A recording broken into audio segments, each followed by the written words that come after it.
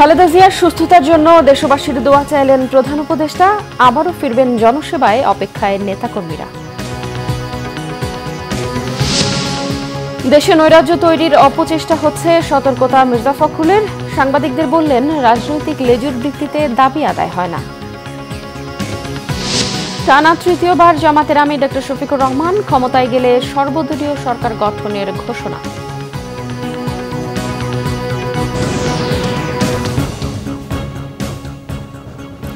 এবারে বিস্তারিত। সাবেক প্রধানমন্ত্রী ও বিএনপি চেয়ারপারসন বেগম খালেদা জিয়ার শারীরিক অবস্থার বিষয়ে গভীর উদ্বেগ প্রকাশ করেছেন প্রধান উপদেষ্টা প্রফেসর ডক্টর মোহাম্মদ ইউনুস। খালেদা জিয়ার প্রতি তার এই সহমর্মিতায় কৃতজ্ঞতা জানিয়েছেন বিএনপির ভারপ্রাপ্ত চেয়ারম্যান তারেক রহমান। তিনি নিয়মিতভাবেই বেগম খালেদা জিয়ার স্বাস্থ্যের অগ্রগতি সম্পর্কে খোঁজখবর রাখছেন এবং প্রয়োজনীয় সব চিকিৎসার সহায়তা নিশ্চিতে সংশ্লিষ্ট সবাইকে নির্দেশ দিয়েছেন। প্রধান উপদেষ্টা তিনবারের এই সাবেক প্রধানমন্ত্রীর দ্রুত সুস্থতা কামনা করে দেশবাসীর কাছে দোয়া চেয়েছেন। তিনি বলেন, বেগম খালেদা জিয়া চিকিৎসার যেন কোনো ধরনের ঘাটতি না থাকে, প্রয়োজনীয় সব ধরনের সহযোগিতা দিতে সরকার প্রস্তুত।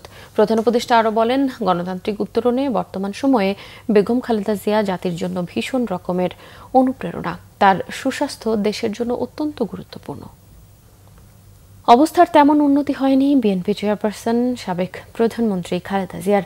রাজধানীর এভার কেয়ারের সিসিইউতে তাকে রাখা হয়েছে সর্বোচ্চ পর্যবেক্ষণে।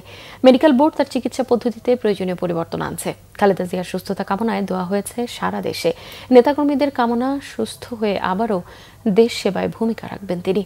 হাসপাতালে খালেদা জিয়ার খোঁজ নিয়েছেন বিএনপি মহাসচিব মির্জা ফখরুল ইসলাম আলমগীর, স্থায়ী কমিটির সদস্য আমির খসরু মাহমুদ চৌধুরী, বেগম সেলিমা রহমান সহ দলের অন্যান্য সিনিয়র নেতারা।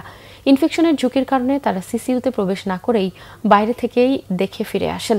খালেদা জিয়ার শারীরিক অবস্থার খোঁজ নিতে হাসপাতালে গেছেন আইন উপদেষ্টা আসিফ নজরুলও। বেগম খালেদা জিয়ার জন্য দেশবাসীর কাছে দোয়া চেয়েছেন বিএনপির স্থায়ী কমিটির সদস্য মির্জা আব্বাস। সাবেক এই প্রধানমন্ত্রীর স্বাস্থ্যের খোঁজ নিতে হাসপাতালের সামনে বিএনপির নেতাকর্মীরা অবস্থান করছেন।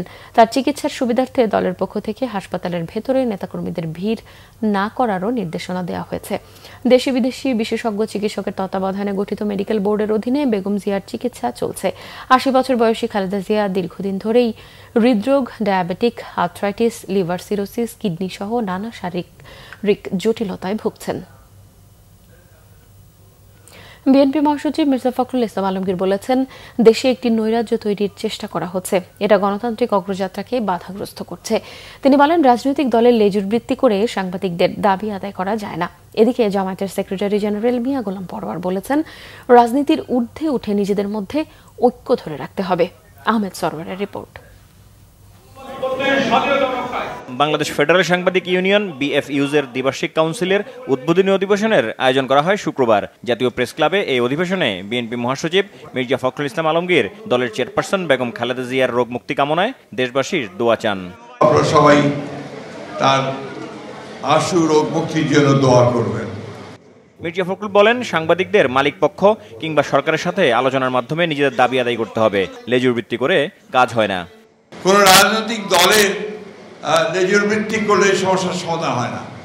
আপনারা যদি কেউ বিরোধী দলই বলেন বা সরকার দল বলেন, তাহলে সেটা কোনোদিন হয় না। গত 15 বছরে ফ্যাসিবাদ অর্থাৎ শেখ হাসিনা অত্যন্ত পরিকল্পিতভাবে আপনার গণমাধ্যমের এই জায়গাটাকে একদম ধ্বংস করে দিয়েছে।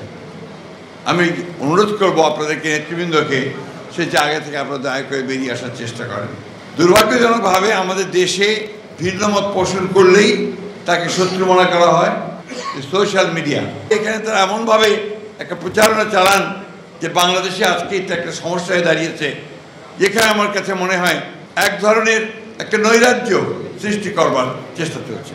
মব ভায়োলেন্স তৈরি করা হচ্ছে, মানুষের বিরুদ্ধে মিথ্যা প্রচারণা করা হচ্ছে, একজন মানুষকে ভিন্নভাবে প্রচার করা হচ্ছে, যা নিঃসন্দেহে আমাদের গণতান্ত্রিক যে যাত্রা, সেই যাত্রাতে কিন্তু আমরা বাধাগ্রস্ত হচ্ছি।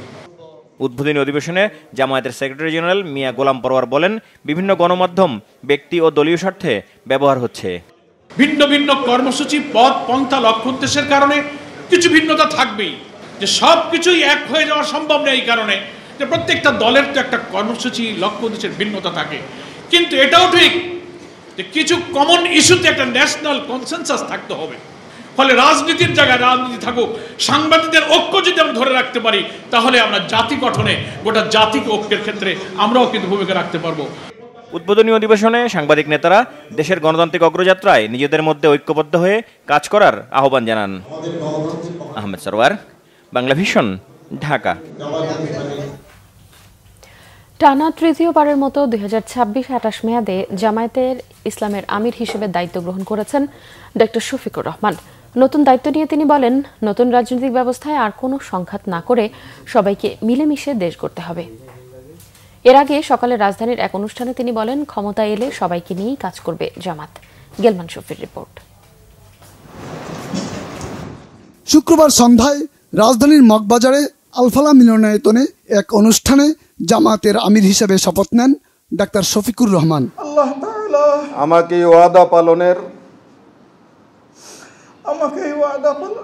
তৌফিক দান করুন। আমিন।